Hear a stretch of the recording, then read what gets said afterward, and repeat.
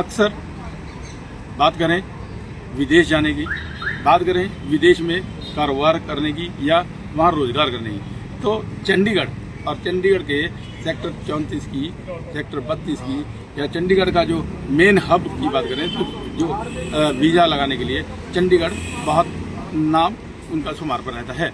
वहीं अगर बात करें कि कई ठग का शिकार होने वो चंडीगढ़ आ जाते हैं, क्योंकि बड़े बड़े सब्ज बाग उनको दिखाए जाते हैं, रोजगार का लालच दिया जाता है।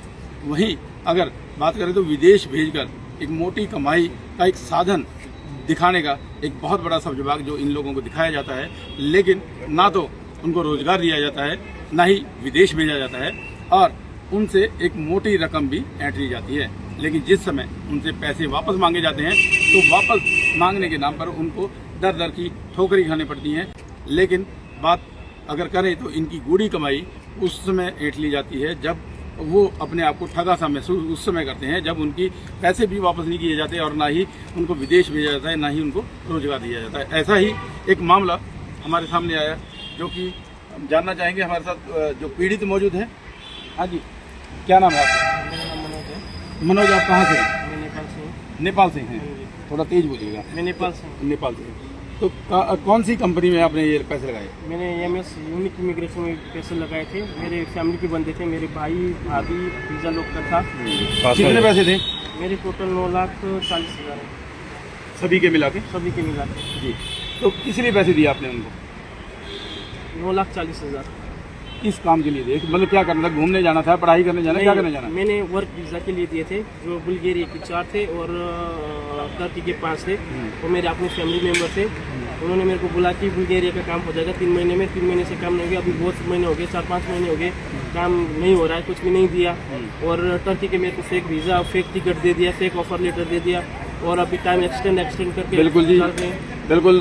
एक और यहाँ जरूर बताना चाहेंगे कि विदेश तो भेजा नहीं जाता है, ना ही रोजगार दिलवाया जाता, बाकायदा इनको फर्जी डॉक्यूमेंट देके, फर्जी टिकटें देके इनको बरगलाया जाता है, इनको धोखे में रखा जाता है। ऐसे कई मामले अब से पहले समय जो आ चुके हैं, आज से पहले कई शिकायतें हो चुकी है, थानों में शिकायतें हैं, लेकिन उन पर क्या कार्रवाई होती है उसके बारे में हम बाद में बात करेंगे।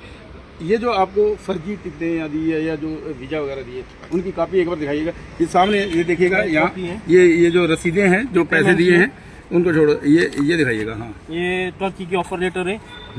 ये सारी टर्की की है और ये भी टर्की की है। ओके। और ये बुल्गारिया की है। ठीक है। ये बुल्गारिया के 4 बंदों की है। ऐसे ऐसे करके इन्होंने मेरे से पैसे ले लिए। बिल्कुल जी, ये आपने देखा, ये पैसों की रसीदें हैं, इनको भी दिखाइएगा खोल के एक बार।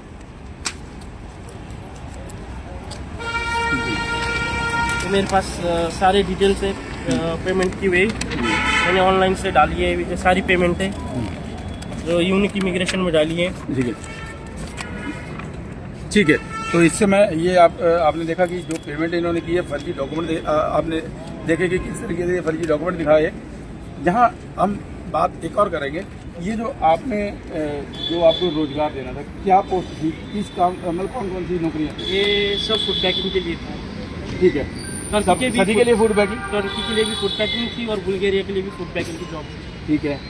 तो कितनी सैलरी बताई थी उन्होंने? टर्की की 1000 यूरो और टर्की की 33,000 उधर की करेंसी लीरा, और जो इंडिया के हिसाब से बनती है 70,000, और बुल्गारिया की 1000 यूरो जो इधर की बनती है 1 लाख रुपये। ठीक है। तो इस कंपनी में आते थे तो क्या कौन मिलता था इस कंपनी में आपको, कौन डील कर रहा है? मेरे को एक आदित्य सर मिलते थे यूनिक इमिग्रेशन में, आदित्य सर से डील होती थी। 3-4 बार मैं उनसे मिला हूँ। ठीक है। तो अब आप उनसे पैसे वापस मांग रहे हो, तो पैसे मांग रहे हो तो क्या कह रहे हैं वो पैसे वापस क्या कह रहे हैं? मैंने बोला फर्स्ट टाइम उन्होंने मेरे को दिया था एंड ऑफ द अक्टूबर में फ्लाई करवा दूंगा टर्की का। उसके बाद 10 नवंबर को बोला कि फ्लाई करवा दूंगा। उसके बाद 13 नवंबर चला गया। उसके बाद उन्होंने मेरे को 13 नवंबर के टाइम पे उन्होंने मेरे को 9 दिसंबर की फेक टिकट दे दी। मतलब 4-5 महीने हो गए? 4-5 महीने हो गए। तो अब क्या कह रहे हैं वो पैसे देने को? अब वो बोल रहे हैं नहीं, मैं 13 तारीख को कंफर्म बता दूंगा कब की फ्लाइट होगी। ऐसे करते करते मेरे को भी जीना हराम हो गया मेरा। तो आप क्या चाह रहे हैं? मैं तो मेरा सारा पैसा रिफंड मांग रहा हूँ। अगर वो पैसा नहीं देंगे तो क्या करेंगे आगे? नहीं तो मैंने अब पुलिस कंप्लेंट करनी है। अब जो होगा मैं कानूनी कार्रवाई कानूनी कार्रवाई में करूँगा, मीडिया लेके जाऊँगा उधर भी। बिल्कुल जी। बात करें तो इस समय अगर बात करें इनकी पैसे की, जो अपने आप को इस समय जो ठगा सा महसूस कर रहे हैं, क्योंकि इनको ना तो रोजगार दिया गया, ना ही अब वापस पैसे दिए जा रहे हैं, क्योंकि काफ़ी समय से इनको लारा लगाया गया, आज कल करके काफ़ी दिन इनके खराब कर दिए गए। अब देखना ये होगा कि इस कंपनी पर क्या कार्रवाई की जाएगी, क्या इनके पैसे वापस मिलते हैं। अगर पुलिस कंप्लेंट होती है तो क्या पुलिस इन पर क्या कार्रवाई करती है, एक बहुत बड़ा सवालिया निशान पुलिस डिपार्टमेंट पे भी खड़ा होता है कि ऐसे जो इमिग्रेशन दफ्तर है किस बिना पर चल रहे हैं या किस की शय पर ऐसे दफ्तर जो चलाए जा रहे हैं। इसके लिए बने रहें, खबरें होने के साथ बहुत जल्द आपको इसका भी खुलासा करेंगे। यूनिक इमिग्रेशन से किसी व्यक्ति से बात करनी चाहिए तो वहाँ आगे से एक फ़ोन उठाते हैं जो अपने आप को आदित्य नामक व्यक्ति बताते हैं।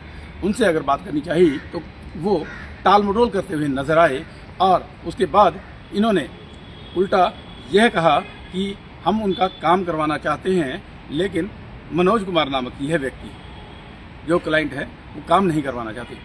बावजूद इसके वो टाल मटोल करते नजर आए। हमने उनका वर्जन जानना चाहा, हमने ये चाहा कि वो भी अपना पक्ष रखें, लेकिन किसी प्रकार की आई गई नहीं दी गई।